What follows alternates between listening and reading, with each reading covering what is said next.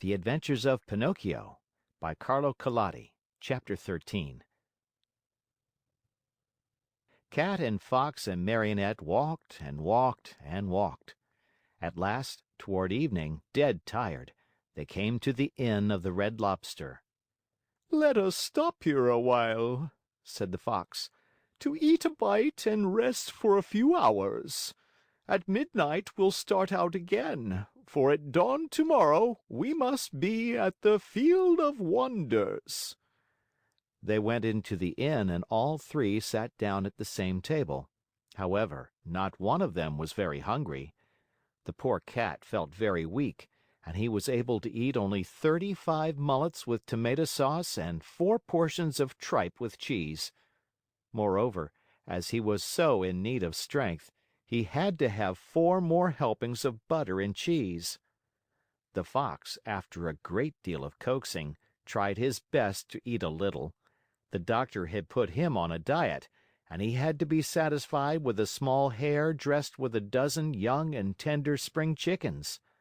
After the hare, he ordered some partridges, a few pheasants, a couple of rabbits, and a dozen frogs and lizards. That was all. He felt ill, he said, and could not eat another bite. Pinocchio ate least of all. He asked for a bite of bread and a few nuts and then hardly touched them. The poor fellow, with his mind on the Field of Wonders, was suffering from a gold piece indigestion. Supper over, the Fox said to the innkeeper, "Give us 2 good rooms, one for Mr. Pinocchio and the other for me and my friend. Before starting out, we'll take a little nap. Remember to call us at midnight sharp, for we must continue on our journey." "Yes, sir," answered the innkeeper, winking in a knowing way at the Fox and the Cat, as if to say, "I understand." As soon as Pinocchio was in bed, he fell fast asleep and began to dream. He dreamed he was in the middle of a field. The field was full of vines heavy with grapes. The grapes were no other than gold coins which tinkled merrily as they swayed in the wind. They seemed to say, "Let him who wants us take us." Just as Pinocchio stretched out his hand to take a handful of them, he was awakened by 3 loud knocks at the door.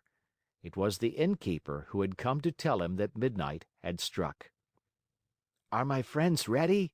the Marionette asked him. "Indeed, yes. They went 2 hours ago." "Why in such a hurry?" "Unfortunately, the Cat received a telegram which said that his firstborn was suffering from chilblains and was on the point of death. He could not even wait to say good by to you." "Did they pay for the supper?" "How could they do such a thing? Being people of great refinement, they did not want to offend you so deeply as not to allow you the honor of paying the bill." "Too bad. That offense would have been more than pleasing to me," said Pinocchio, scratching his head. "Where did my good friends say they would wait for me?" he added. "At the Field of Wonders, at sunrise tomorrow morning." Pinocchio paid a gold piece for the 3 suppers and started on his way toward the field that was to make him a rich man. He walked on, not knowing where he was going, for it was dark, so dark that not a thing was visible. Round about him, not a leaf stirred. A few bats skimmed his nose now and again and scared him half to death. Once or twice he shouted, "Who goes there?"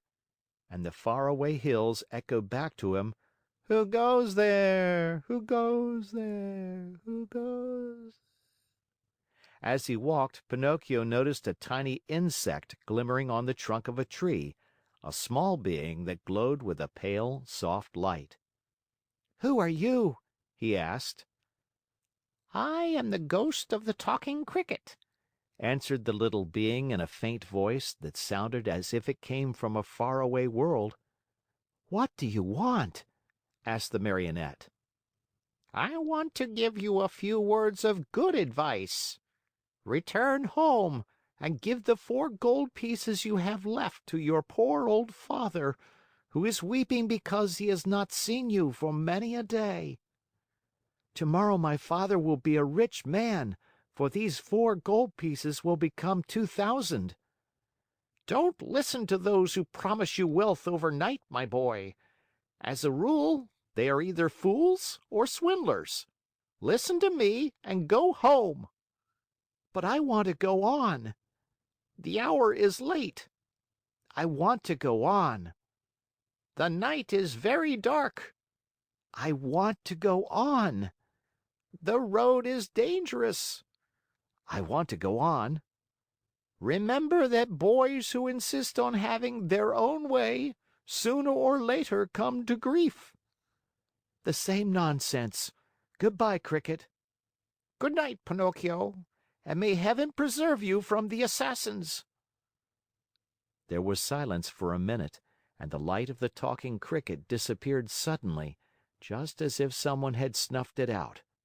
Once again, the road was plunged in darkness.